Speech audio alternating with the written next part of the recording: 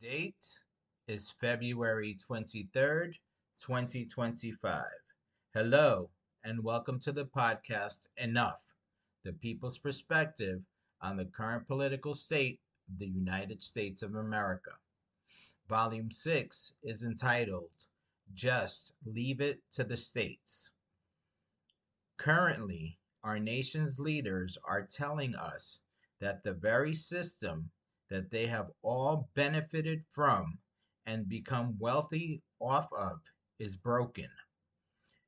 Did you get that?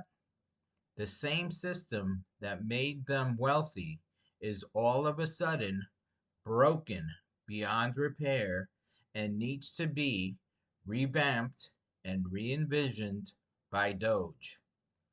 Our nation's leaders are telling us that government is too big and that there should be less government in our lives. But what they are really saying is that they want less government supervision. For me, the question now becomes, why do government officials want less government oversight? For me, the intentions of the current leadership of the United States of America remains to be seen. Many of our nation's leaders have stood mute, while others are just flabbergasted at how Doge has been allowed to act and dismantle the very foundation of the United States government in search of tax cuts, once again for the wealthy.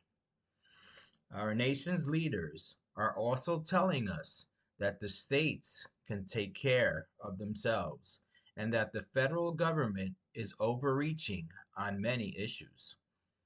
Additionally, our leaders tell us that the states will work for the common good of their populace with common sense policies.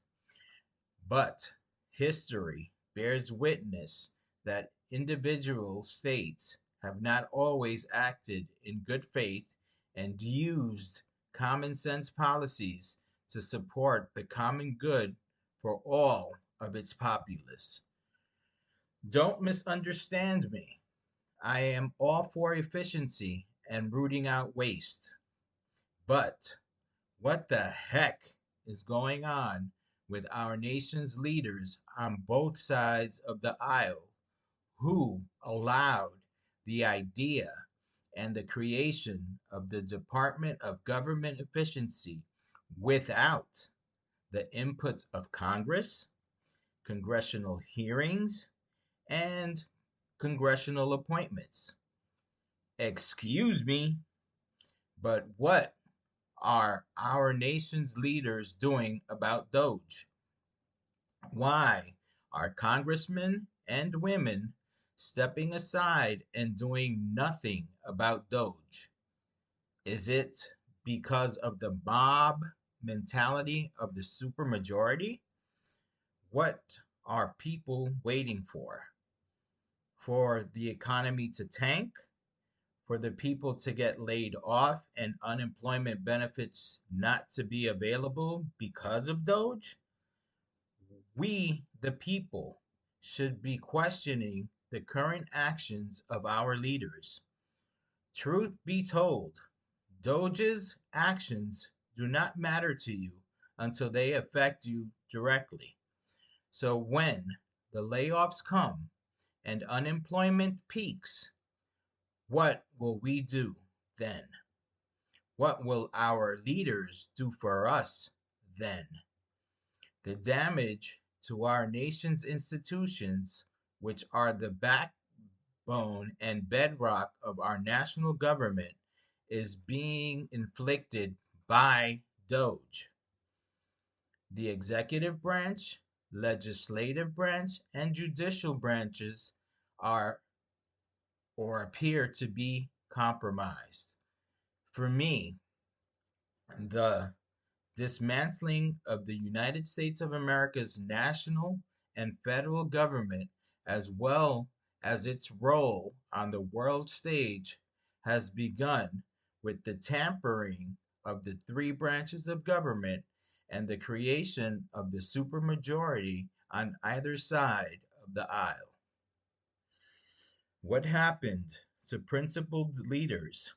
What happened to the system of checks and balances that has guarded the Republic of the United States of America for almost 250 years? For me, there is a new world agenda present in the minds of many of our nation's leaders. For me, the agenda appears not to be centered on a world superpower, but rather on a global supreme power led by organized governments which will use technology to attempt to regulate the world's resources and thus humanity as a whole. We, the people, must wake up, open our eyes and minds to the menacing threats that democracy is facing in the United States of America and around the world before it is too late. Our democracy was built on solid foundations, but foundations left to the elements and not reinforced nor protected will eventually crumble. The democratic principles which the United States of America was built upon are under attack from within and outside of its borders.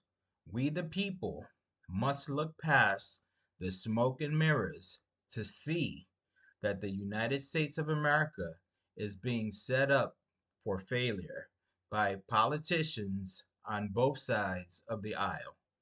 There is something to be said about extreme views and actions on either side of government. For me, extremism hurts humanity. Once again, if this podcast has struck a chord with you and you would like to ask questions, respond to topics, or would like to offer support to this podcast, feel free to reach out to me. My email address is getitoffofyourchest at gmail.com. No spaces. My name is The Mediator.